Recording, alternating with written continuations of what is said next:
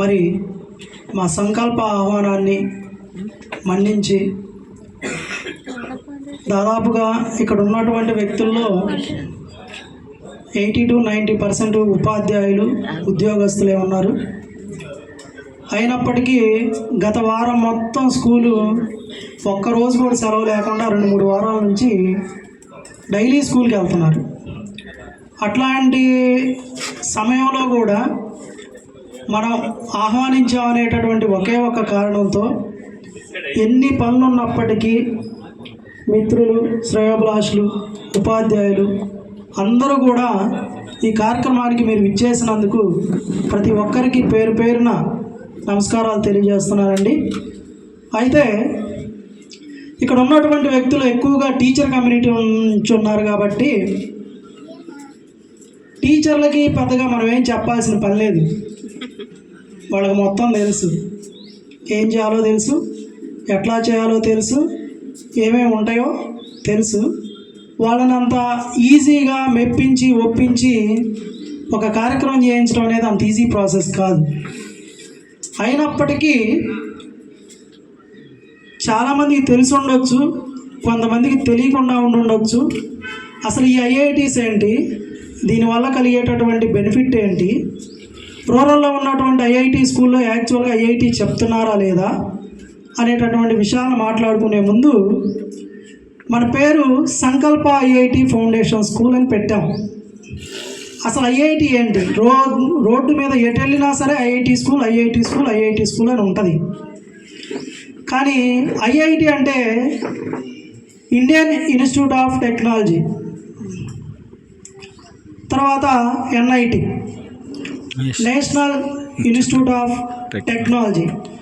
ఇట్లా 2 రకాల సంస్థల పేర్లు మనం సాధారణంగా వింటూ ఉంటాం. మా అబ్బాయికి ఐఐటి వచ్చింది, ఎన్ఐటి వచ్చింది, అది రాశారు, ఇది రాశారని జనరల్గా చెప్పుకుంటూ ఉంటాం అన్నమాట మనం. అయితే ఐఐటీలు మొత్తం 23 ఉన్నాయి, ఎన్ఐటీలు మొత్తం 31 ఉంది. అసలు ఈ ఐఐటి అనే పదం పిల్లోడికి ఉపయోగపడేది ఎప్పుడంటే ఇంటర్మీడియట్ సెకండ్ ఇయర్లో ఒక ఎగ్జామ్ రాస్తారు, మెయిన్స్ రాస్తారు. మెయిన్స్లో క్వాలిఫై అయితే వాళ్ళకి అడ్వాన్స్డ్ ఎలిజిబిలిటీ ఇస్తారు. మెయిన్స్లో ఎవరికైతే మంచి పర్సెంట్ కాదండి, చాలామంది తప్పుగా అనుకుంటారు, పర్సంటైల్ అంటారు. మంచి పర్సంటైల్ ఎవరికైతే వస్తుందో వాళ్ళకి ఆ ఎన్ఐటి కాలేజీలో సీట్ ఆఫర్ చేస్తారు. తర్వాత జేఈ అడ్వాన్స్డ్లో ఎవరికైతే మంచి ర్యాంక్ వస్తుందో వాళ్ళకి ఐఐటిలో సీట్ అలాట్ చేస్తారు. అయితే ఐఐటి ఎగ్జామ్ అనేది ప్రపంచంలోనే ఉన్నటువంటి టఫెస్ట్ ఎగ్జామ్. అది ప్రపంచం మొత్తం మీద చూస్తే బాగా కఠినంగా ఉండే exam IIT advanced exam. IIT అడ్వాన్స్డ్లో వచ్చేటటువంటి పేపరు మీరు కనుక ఒకసారి పరిశీలిస్తే గత 50 సంవత్సరాల్లో వచ్చింది రిపీట్ అవ్వదు ఒక్క ప్రశ్న కూడా. రాబోయేటటువంటి ఇంకొక 50 సంవత్సరాలు కూడా ఆ ప్రశ్న రిపీట్ అవ్వదు. అట్లా ఉంటుంది. మరి అట్లాంటి దానికి అడ్వాన్స్డ్లో దాదాపుగా మన మెయిన్స్ 10 లక్షల మంది రాశారు ఫస్ట్ సెషన్లో. మెయిన్స్ 10 లక్షల మంది రాస్తే దాంట్లోంచి కొంతమందిని తీస్తారు.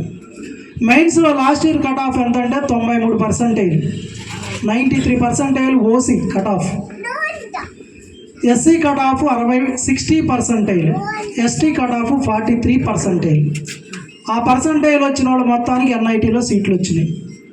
కానీ మనం అనుకుంటా ఏముంది లేని, మనం ఉపాధ్యాయులు అయినప్పటికీ, మన స్కూల్ అసిస్టెంట్లు అయినప్పటికీ నాకు తెలిసి ఆ పేపర్లో ఒక్క ప్రాబ్లం కూడా చేయలేము మనం. అది వాస్తవం. మనం ఒప్పుకోకపోయినా దాని స్టాండర్డ్ ఎంతే ఉంటుంది. ఎందుకంటే మనం నడిచేటటువంటి ప్యాటర్న్ వేరు, మనం చెప్పేటటువంటి సిస్టమ్ వేరు, అవన్నీ డిఫరెంట్గా ఉంటాయి. దాన్ని అక్కడ మనం అచీవ్ చేయాలి అంటే సడన్గా ఇంటర్మీడియట్లో తీసుకెళ్ళేస్తే అది అయ్యే పని కాదు. 5th క్లాస్లోనే 4th క్లాస్ నుంచే మనం దాని ఓరియంటేషన్లో తీసుకెళ్లాల్సిన పని ఉంటుంది. గత 4 రోజుల క్రితం ప్రథమ్ అనేటటువంటి సంస్థ